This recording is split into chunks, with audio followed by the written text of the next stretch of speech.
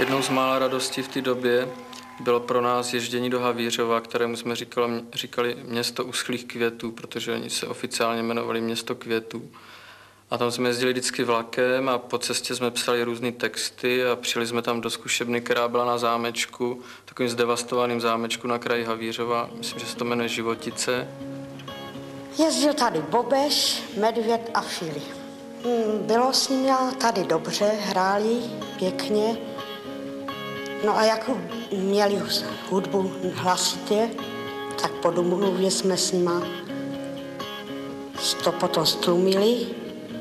No, vzpomínám, že jsem byl tehdy malý, jak tu oni hráli, ten rock and roll a také ty. Potřebovali pomoc zapojit aparaturu, tak jsem jim pomohl zapojit. V tom zámečku byla strašně zvláštní rodina správců. Jmenovali se Sýkorovi, jmenují se Sýkorovi. A ti měli dva takové zvláštní kluky. Jo. My jsme říkali, jsou zvláštní, tak chodí do zvláštní školy. Byli takový silní, zrzaví a strašně řádili. My jsme třeba hráli některé písničky jako rychlý punkový a toho jednoho to vždycky úplně dostalo a v té miniaturní zkušebně, kde jsme měli natahány ty stojany, kytary, bubny, jo, tak ten jeden z nich dokázal v té zkušebně metat salta. Jo. My jsme hráli a nemohli jsme, ani jsme je nechtěli vyhodit, protože to bylo zábavný. A jenom jsme se vždycky modlili, ať nevletí do těch bubnů, ať se nepřerazí. Snad jsem kdysi měl dlouhý vlasy, názory a sny. To si nevzpomínám. Snad jsem kdysi chtěl něco změnit, být sám sebou. To si nevzpomínám. Snad jsem kdysi byl plný touhy, odvážný a silný. To si nevzpomínám. Možná, že snad asi, kdo ví, jak to bylo, kdo ví, co jsme chtěli a co z toho zbylo. To si nevzpomínám. Dneska už jsem ochoten věřit všemu, jen mi to, miláčko, nedělej scénu. Koupíme si knedlík, maso a zelí, až postel zavrzá, bude to celý. Žádný tajemství už neexistuje, pořád je tu prostě jenom to, co tu je.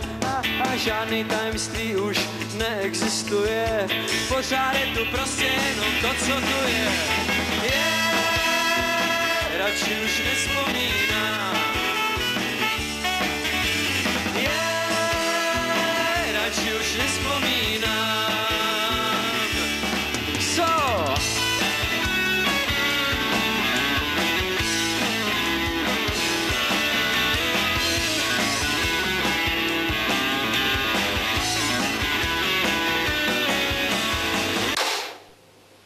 Nějaký jsem odešel v roce 91 asi.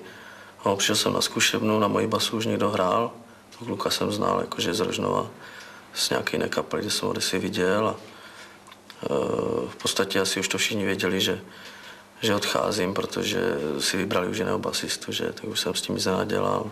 Časem jsem pochopil, že jsem to nebral až tak vážně, že jsem měl zájmy trošku možná jiné.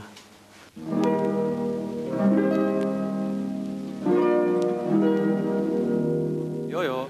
Zahrajeme píseň ku podivu o takovém malém, asi takhle velkém optimistovi.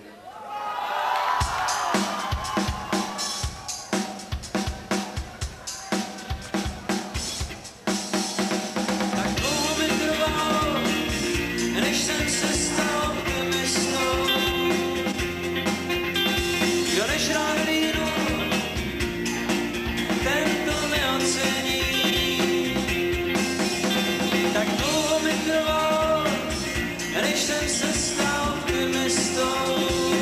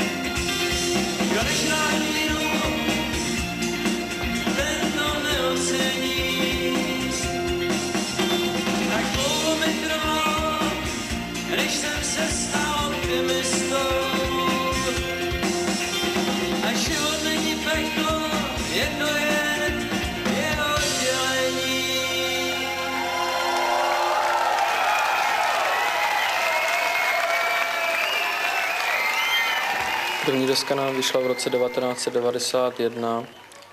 Natáčeli jsme ji v brněnském studiu Audioline v roce 1990 a vydala ji ostravská firma NAR. Byla to firma pana Kaplana, který proslul jako pořadatel folkových kolotočů, ale už se mu nějak nechtělo, aby byl proslulý jako vydavatel desek, protože vydal nějaký desky a zjistil, že to taky není žádná sranda přemluvit lidi, aby si koupili.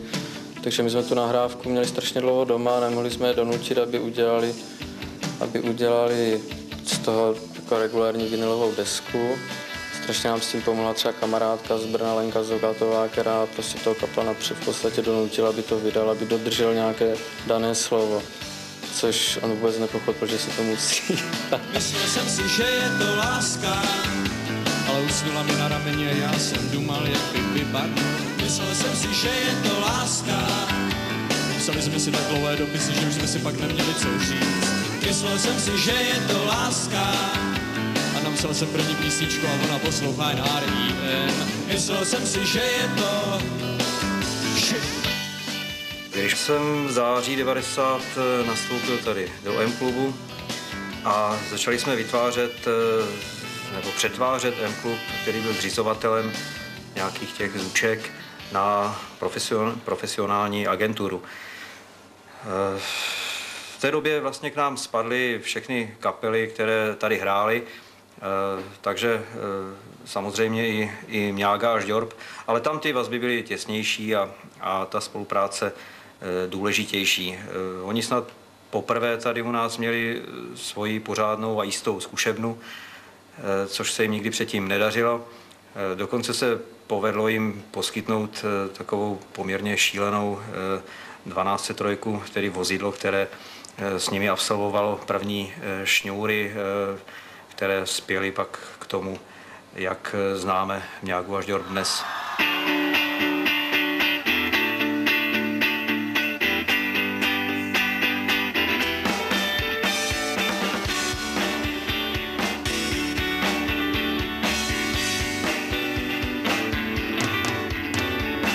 Zkouším se prokopat ven.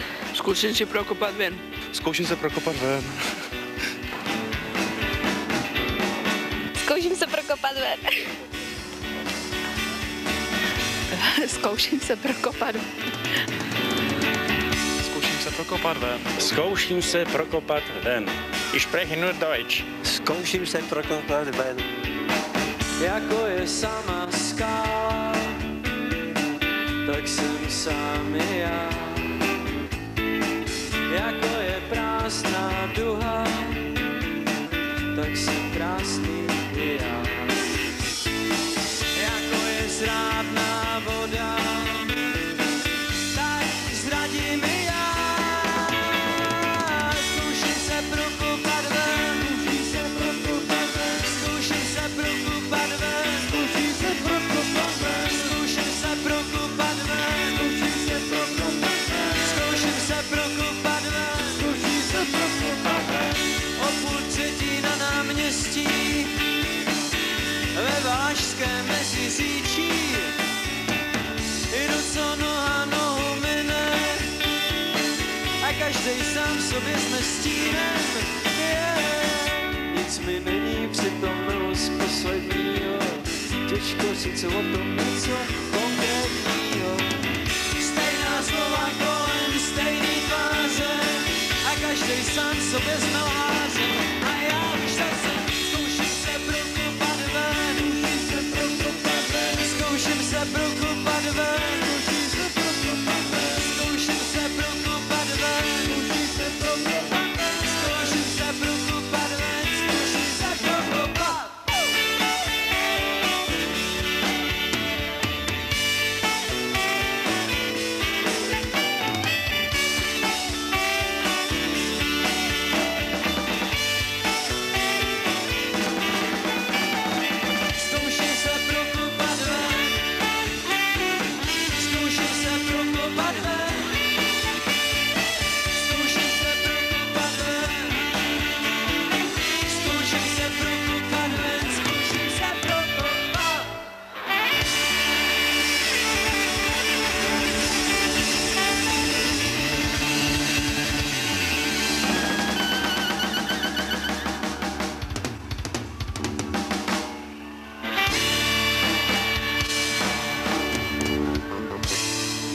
když vyšlo CDčko Furt rovně, tak jsme zrovna přestali chodit do práce, rozhodli jsme se, že teda se staneme na nějakou krátkou dobu, nikdo nevěděl na jak dlouho, profesionálníma hudebníkama. A bylo to hodně hustý, protože jsme jakoby vyletěli, víš, lidi nás neznali, takže jsme hráli, já nevím, za 3 měsíce 70 koncertů, vím, že rekord byl v říjnu 92, bylo za měsíc 27, takže byly volny vždycky jenom neděle, jenomže ty jsme vždycky strávili někde v nějakém městě, protože nemělo ani cenu se vracet domů. A bylo to prostě pořád stejný. Ještě jsme naštěstí byli mladší, takže jsme vydrželi všechny ty večírky, protože to byly nepřetržitý pařáky. Jsme měli radost, že se nám daří. Přišlo nám úplně normální, že je všude vyprodáno. Mysleli jsme si, že ani jinak to nikdy nebude. No a bylo to pořád stejný, že jo. Přijet do nějakého města, postavit aparaturu, dělat zvukovku, jet do rádia. Po koncertě byly rozhovory, pak byla družba, že, s lidma. A takhle pořád dokola. Bylo to strašně zábavný a dneska si říkám dobře, že jsme to přežili vlastně. Ve zdraví, dá se říct.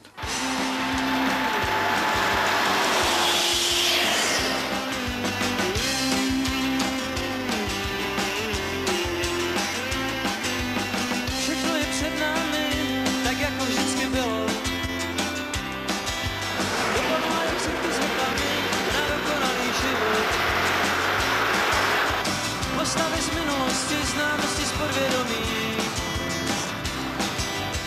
Veselé hlavou proti zdi dál v sladkém bezvědomí. Wow.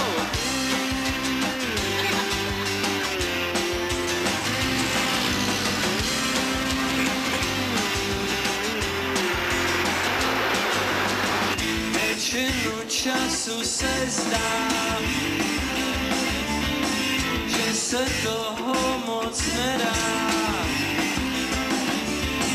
že můžeš dojít jen tam, kam musí každý sám. A nezapomeň zvládnout.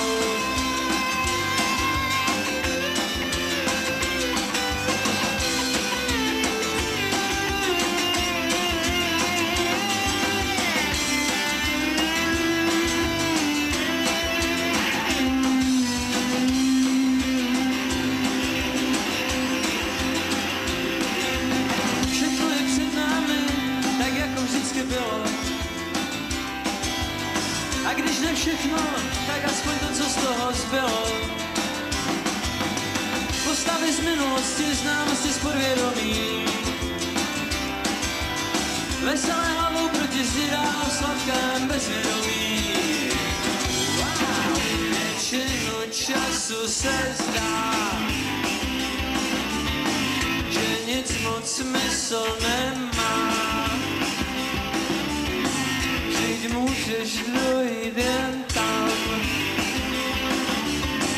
kam musí každý sám. A nezapomeň spáknout. My chceme domů. Jasně, Pepo. Jdem to domů, člověče. Konec hotelu. Mám se domů, hotovo. My chceme domů. Pepo, zavez nás zpátky do továrny, domů pěkně. Lehárko, svačinky, píchačky, 14:10 odchod. Nic? Tak nic.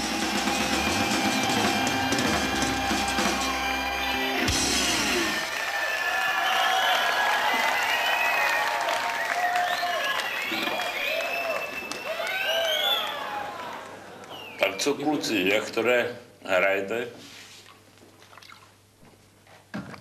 Jezdíme, hrajeme 250 koncertů ročně. Možná, že to až moc. Tak hrajte. Pokud to jde.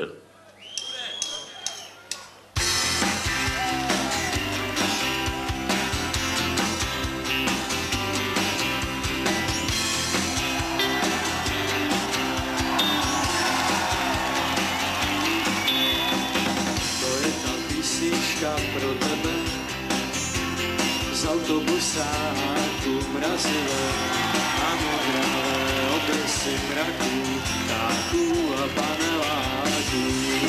Nic není, co by stálo aspoň za něco a něco nestojí ani za to. nic není, co by stálo aspoň za něco a něco nestojí ani za to.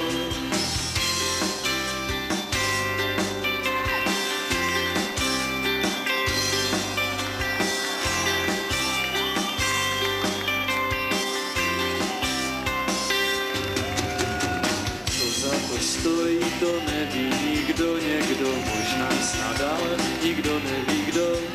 Co za to stojí, to neví nikdo, někdo, to je ta písnička pro